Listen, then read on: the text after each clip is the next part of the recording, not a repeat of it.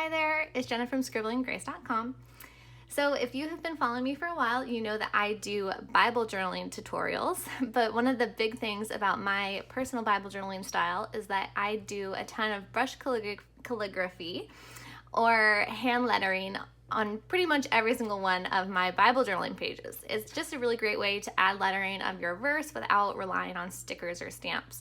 So it's just a really fun skill to know. And I've done a few tutorials in the past, but quite a while ago. So I'm finally getting a new brush calligraphy video out here for you guys. So I will put all of the links to all my past lettering tutorials in the blog post that goes along with this video at scribblinggrace.com/5calligraphy-tips.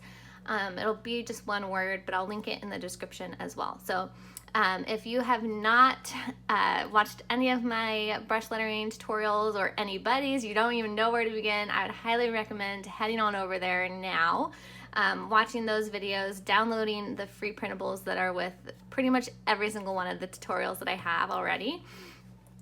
So they come with little printables to practice on and just lots of tips and things you need to know all about starting brush calligraphy, hand lettering, and I highly recommend if you're super new to start with faux calligraphy.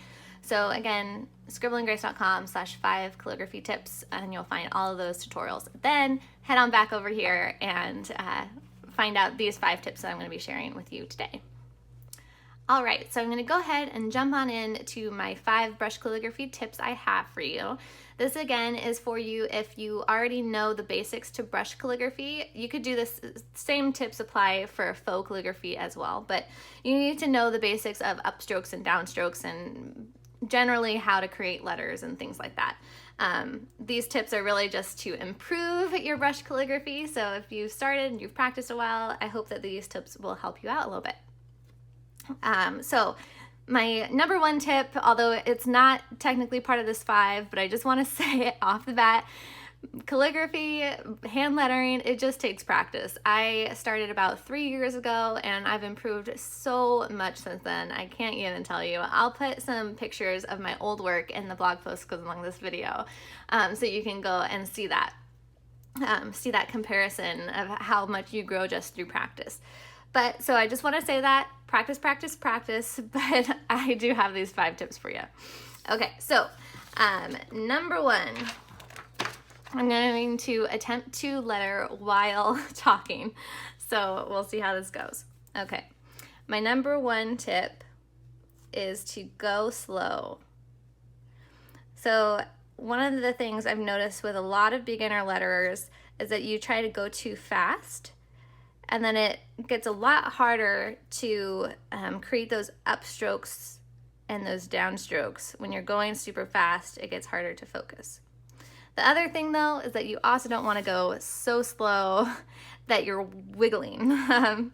So it's kind of just one of those things you just kind of have to play around with. If you're finding that your lettering is not what you want it to look like, just try taking a breath and starting over, going a little bit slower.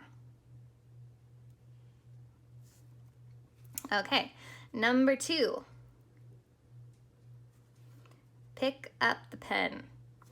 So with calligraphy and cursive, it's a very common practice, and if you were taught this in elementary school, that if you're doing calligraphy or cursive that you don't need to pick up the pen. The whole purpose is that you never have to pick up your pen. But for hand lettering, there's really no rules. You don't have to follow the rules. So if you're having a hard time, I suggest picking up your pen after each downstroke or upstroke. See, so I stopped and then I'm going to keep going. It can get really hard if you try to just keep the pen on the paper the whole time. So pick up. I'm going to stop up there before I start my downstroke. Again.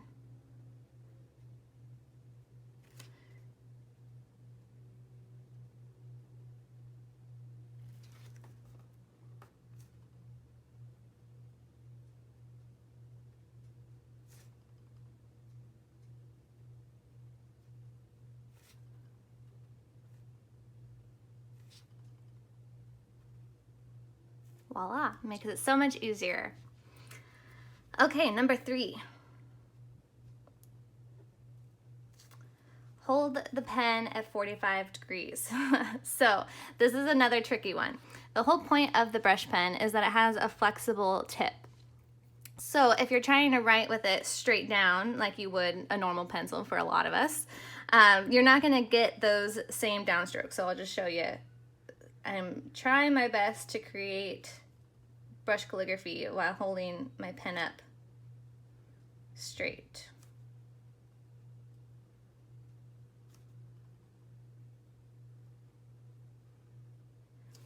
And it does not look as great as my last ones. The last ones, I was holding my pen at a 45-degree angle. So say I also want to hold it a little bit even lower to the ground. So some of us may have the habit of holding our pens really flat, and that'll create different letters as well. So you won't get those super fine upstrokes.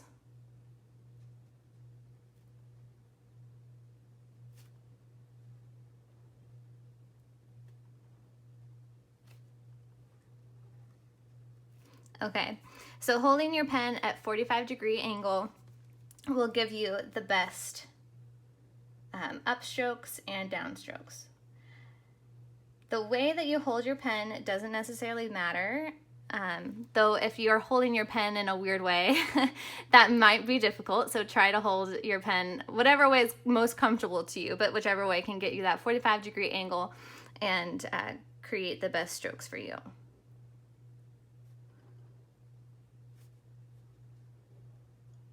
All right, I'll just write out 45 degrees. All right, and then number 4, moving on, go back over it. So if you're lettering and it doesn't turn out the way you want right away, just go back over it. There's no rules saying that you can't go back over it. So like this one here, it didn't, my pen kind of lifted a little bit. Again, there's a little bit of white space, so I'm just going to go back over it.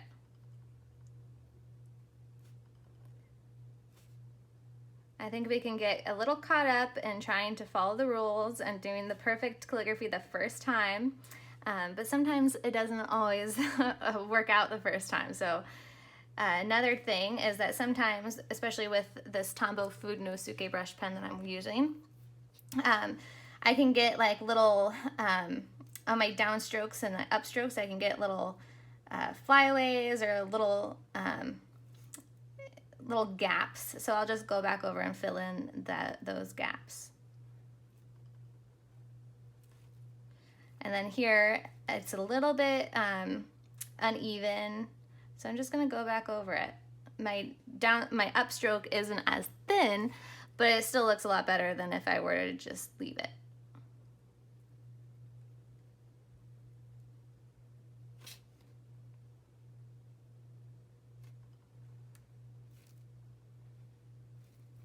Okay, so right here, it's not exactly how I want it to look. So again, I'm just gonna fill in those spots.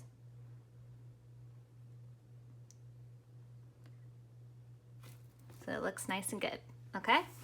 And then my last tip is to breathe and to eat. So for sure with me, one of my biggest things is that I'll forget to eat before I letter. And so then my hand gets all shaky. So that's one of the things I've learned, is that I need to eat beforehand. I actually tried to film this video before eating, and my lettering was so shaky. So I decided to eat something and redo this little video here. So breathing and eating. Another thing is that you got to remember to breathe. I think we can get so held up in trying to create that perfect letter that we can get really tense. We kind of hold our breath, if you're like me at all. So just remember, deep breath, let yourself relax, and then go ahead and keep lettering. If you're tensing up, you're not going to create those nice flowy letters.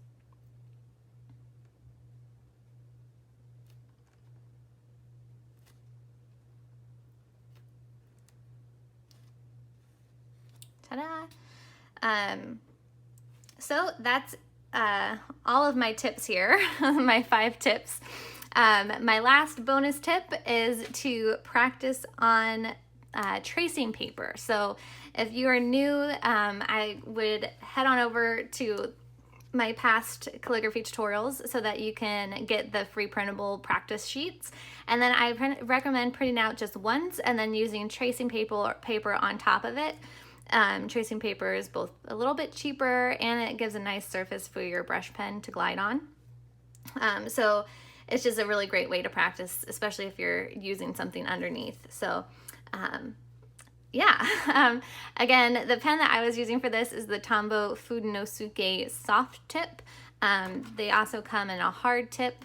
You can see there's a slight difference in color. This one's like a blue on the outside, and it's just a harder, firmer tip, so it gives you a little bit smaller of a downstroke. These are sold in packs, and I'll put links in the blog post and in the description below as well to purchase these on Amazon.